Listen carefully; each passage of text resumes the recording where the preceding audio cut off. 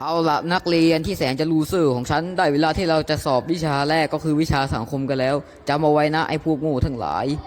ใครตกวิชานี้มันเป็นอินโทรเวิร์ตนี่เธอเสร็จแล้วเหรอไวจังเลยอืมเหมือนกับว่าเธอจะผิดบทเลยนะเนี่ยเธอตกวิชานี้อ่ะทำไมเธอถึงตกวิชานี้ได้เนี่ยนั่นแหละครูความลับของผมความจริงแล้วผมคือหมาป่าเดียวได้ ที่เธอตอบผิดหมดแสดงว่าเธอรู้ว่าข้อไหนถูกนะเนี่ยแสดงว่าเธอถูกหมดเลยอ่ะโอ้